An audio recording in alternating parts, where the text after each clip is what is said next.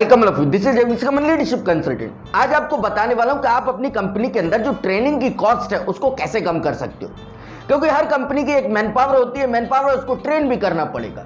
मैं ये कह रहा हूं कि आप अपनी कॉस्ट को कम कर सकते हो। जब कॉस्ट कम हो जाएगी आपकी ट्रेनिंग की तो आपके प्रॉफिट्स बढ़ जाएंगे। प्रॉफिट्स बढ़ जाएंगे तो यही आप चाहते हो।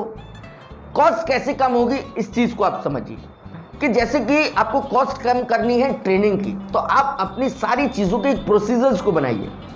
प्रोसीजर इन द सेंस कि सपोज कीजिए आपका जो है एक रेस्टोरेंट है, उसमें नूडल्स भी होते हैं। अगर आपको नूडल्स बनवाने हैं तो नया शेफ अगर कोई आया है तो उसको आपको 4-5 दिन ट्रेन करना पड़ेगा, जब वो नूडल्स को आपके टेस्ट पर बना पाएगा।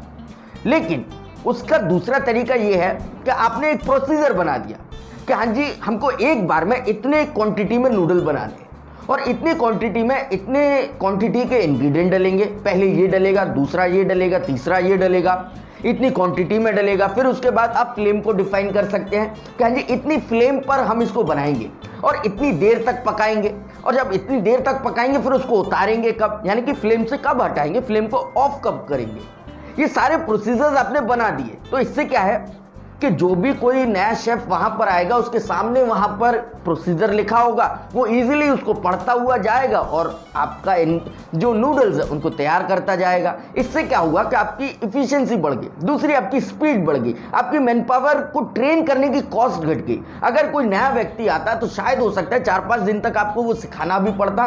दूसरी चीज, पहले दिन में वो आपको वो टेस्ट लाकर नहीं दे पाता जो आप चाहते हो, दूसरे तीसरे दिन तक भी नहीं दे पाता। क्यों?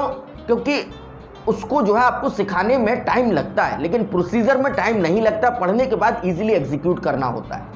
यही चीज मैं आपसे चाहता हूं कि आप अपनी सारी चीजों को एकदम प्रोसीजर में लगाइए, स्टेप वाइज लगाइए। जैसे कि मैं आपको एक और एग्जांपल देता हूं कि अगर आप एक जो है कोरियर की सर्विसेज देते हो, तो आपके पास अगर कोई नया एम्प्लॉय आया है और नई कोई कोरियर आ गई, तो वहां पर प्रोसीजर होना चाहिए कि ए डेस्टिनेशन से बी पर कौन ले जाएगा, बी से सी पर कौन ले जाएगा, सी से जो है डी पर कौन ले जाएगा, डी से ई पर कौन ले जाएगा, फाइनली उसको डेस्टिनेशन पर कौन छोड़ेगा।